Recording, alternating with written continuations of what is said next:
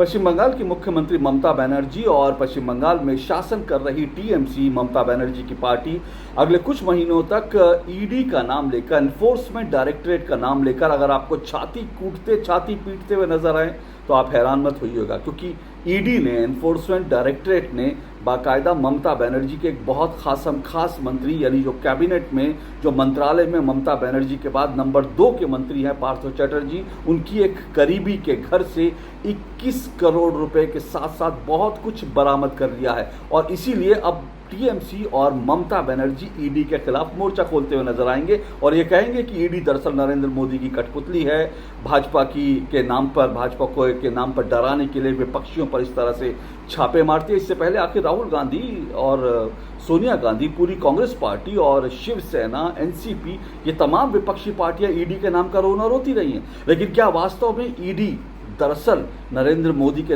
कहने पर, नरेंद्र मोदी के नाम पर निशाना लगा रहा है? क्या वास्तव में ईडी जो है वो बीजेपी की एक कठपुतली है? आज अपने वीडियो में इसी बारे में आपसे बात करूंगा और इसी बारे में आपको कुछ खास चीज़ें समझाने की कोशिश करूंगा। नमस्कार, मैं हूं अशोक श्रीवास्तव और आप देख रहे हैं मेरा यूट्यूब चैनल अशोक श्रीवास्तव का वार, गद्दारों पर प्रहार।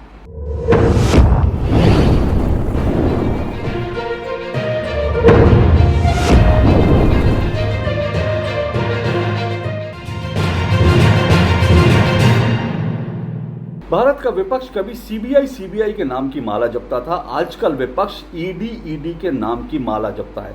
ईडी यानी एनफोर्समेंट डायरेक्टरेट। क्यों? क्योंकि दरअसल ईडी के निशाने पर इस वक्त देश के बड़े बड़े विपक्षी नेता हैं। सोनिया गांधी, राहुल गांधी जिस पूरे मामले में, नेशनल हेराल्ड के मामले में फंसे हुए हैं, जिसमें उनको जो है लगातार पेश होना पड़ रहा है, सवालों का सामना करना पड़ रहा है, वो मामला ईडी के पास है। और इसके अलावा सत्येंद्र जैन, आम आदमी पार्टी के नेता जो हैं, वो ईडी के शिकंजे में हैं। एनसीपी के बहुत बड़े नेता और शरद पवार के बहुत करीबी नेता जो नवाब मलिक हैं, वो कुल मिलाकर जो है ईडी के शिकंजे में जो है पूरी तरह से फंस चुके हैं। और दूसरी तरफ अगर कहें तो उद्धव ठाकरे के एक बहुत खास संजय राउत जो हैं, उनके ऊपर भी ईडी ने शिकंजा कस दिया है। इसलिए विपक्ष आजकल ईडी के नाम की माला जपता है और ये विपक्ष कहता है कि दरअसल ईडी जो है, एनफोर्समेंट डायरेक्टरेट है, वो दरअसल कठपुतली है नरेंद्र मोदी और बीजेपी की। और विपक्ष को डराने के लिए, विपक्ष को डराने धमकाने के लिए, विपक्ष को खरीदने के लिए, विपक्ष को अपने पाले में करने के लिए बीजेपी और नरेंद्र मोदी, प्रधानमंत्री नरेंद्र मोदी ईडी का इस्तेमाल करते हैं। लेकिन क्या वास्तव में ऐसा ही है? क्या वास्तव में ऐसा है कि ईडी का दुरुपयोग किया जा रहा है? हो सकता है कुछ मामलों में ये आरोप लोग लगा सकते हैं कि भाई ईडी जो है गलत कार्रवाई कर रहा है। हो सकता है कि कुछ लोग बच जाएं तो कहें कि ईडी ने उनको गलत फंसाया। ये भी बात सही है कि ईडी का जो कुल मिलाकर देखें तो ईडी का जो स्ट्राइक रेट है, यानी कि ईडी जिन मामलों में पकड़ता है लोगों को, और वो कन्विक्शन जो रेट है ईडी का, वो बहुत अच्छा नहीं है।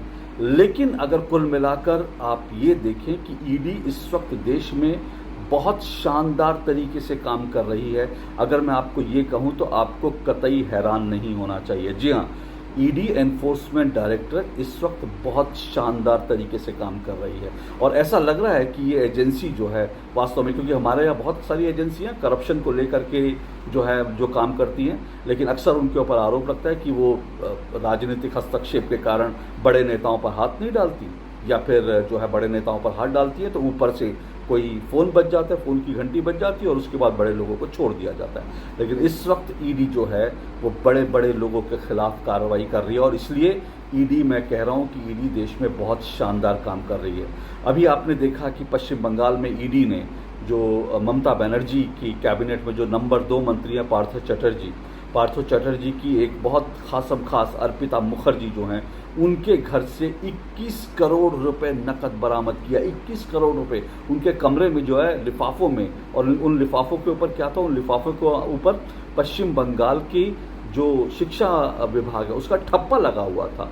तो किस तरह से एसएससी में भर्ती घोटाले में ये पूरा घोटाला हुआ, उसका पैसा बताया जा रहा है। बहरहाल तो जांच का विषय है। लेकिन ईडी ने अर्पिता मुखर्जी के घर से, जो एक बहुत छोटी सी एक्ट्रेस हैं, उन एक्ट्रेस के घर से बाकायदा 21 करोड़ रुपए कैश नकदी बरामद किया। कमरे में बिखरा पड़ा था ये पैसा, और 21 करोड़ कैश नहीं बल्कि 70 लाख रुपए के आभूषण, 23 बहुत महंगे वाले मोबाइल फ़ोन, जिनकी कीमत 1 से 1.5 लाख रुपए हो सकती है, और बहुत सारे प्रॉपर्टी के दस्तावेज जो है बरामद किए हैं। जाहिर सी बात है, अर्पिता मुखर्जी का पैसा तो होगा नहीं, अर्पिता मुखर्जी के पास इतना पैसा जो है, इतना अनअकाउंटेड ब्लैक मनी तो होगा नहीं।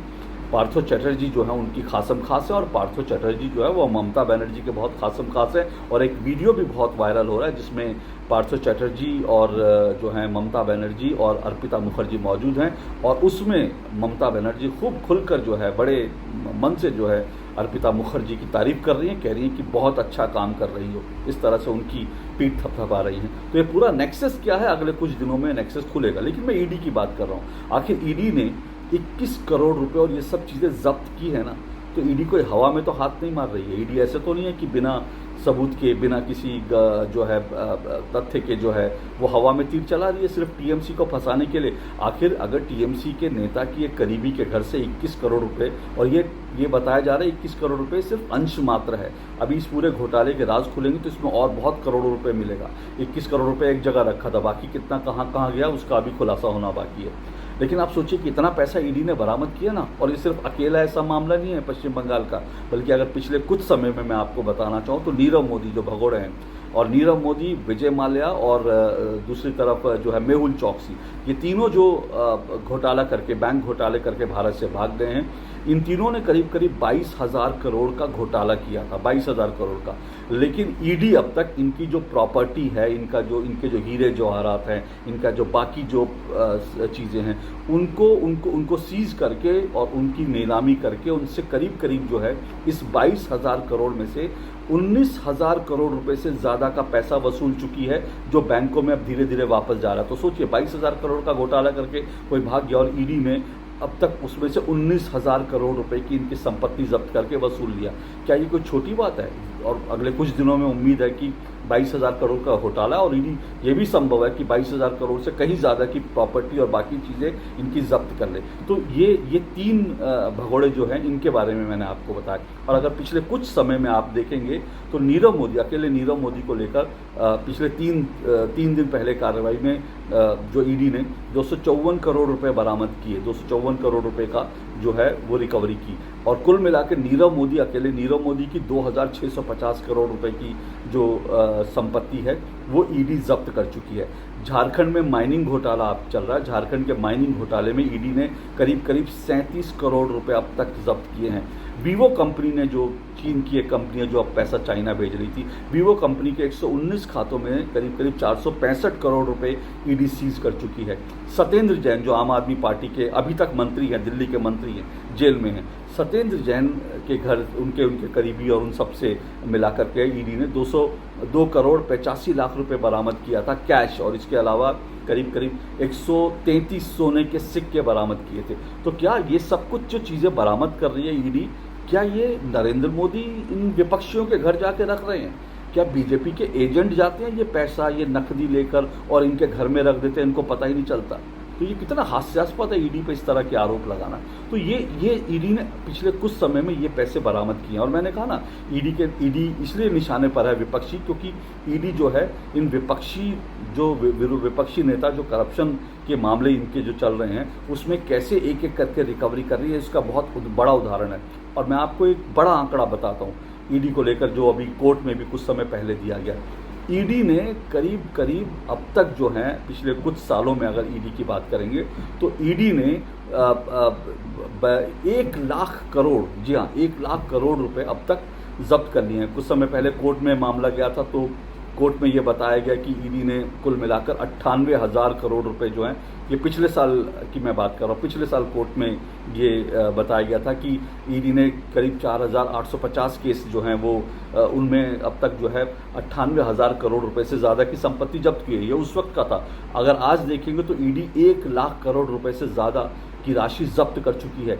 तो जो एजेंसी 1 लाख करोड़ रुपए जब्त कर ले, वो हवा में काम नहीं कर रही है, वो किसी की कठपुतली नहीं है, बल्कि वास्तव में ज़मीन पर रहकर काम कर रही है, और बहुत शानदार तरीके से काम कर रही है। मैं आपको ये भी बता दूं, ये जो ईडी ने जो पैसे बरामद किए, इसके अलावा ईडी जो है करीब 982 करोड़ रुपए जो हैं टेरर फंडिंग के उसने जब्त किए हैं, जो नक्सली गतिविधियों में और आतंकवादियों के नाम पर जो है पहुंचाए गए थे, और इन आतंकवादी गतिविधियों और इन लोगों को जो टेरर फंडिंग के ऊपर काम करने वाले हैं, 57 से ज़्यादा टेरर केसेस जो हैं वो टेरर और नक्सल केसेस जो हैं उन पर ईडी काम कर रही है और उसमें ये पैसा रिकवर किया है 982 करोड़ रुपए। तो आप सोचिए कि ये पैसा अगर ईडी जब्त नहीं करती तो ये पैसा आतंकवादी गतिविधियों में, नक्सली गतिविधियों में भारत के खिलाफ इस्तेमाल होता। तो ऐसी एजेंसी को तो सैल्यूट करना चाहिए।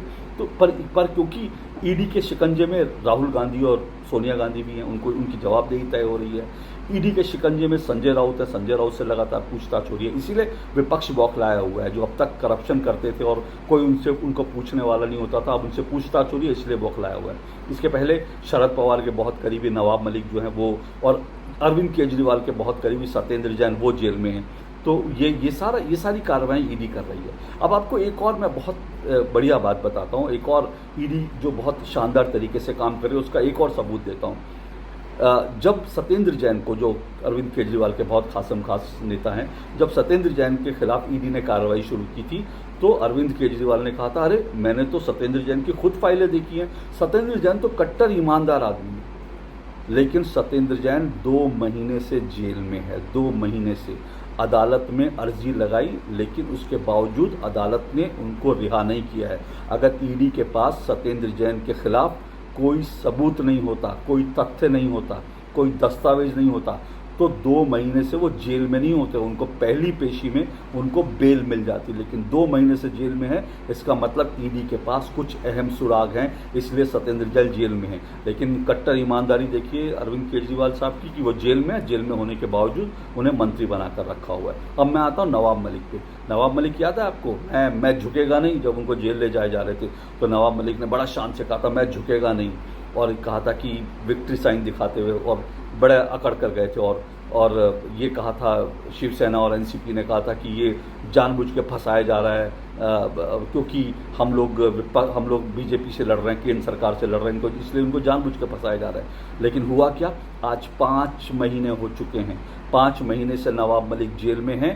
बार बार वो बेल की अर्जी लगा रहे हैं, अदालत उनकी बार बार बेल की अर्जी खारिज कर रही है, रिजेक्ट कर रही है। और अदालत ने साफ तौर पर टिप्पणी की कि प्रथम दृष्टया जो ईडी ने जो कागजात सबूत पेश किए नवाब मलिक के खिलाफ, वो पुख्ता सबूत हैं और वो घोटाले की ओर इशारा कर रहे हैं, और इसीलिए आज तक जमानत नहीं मिली।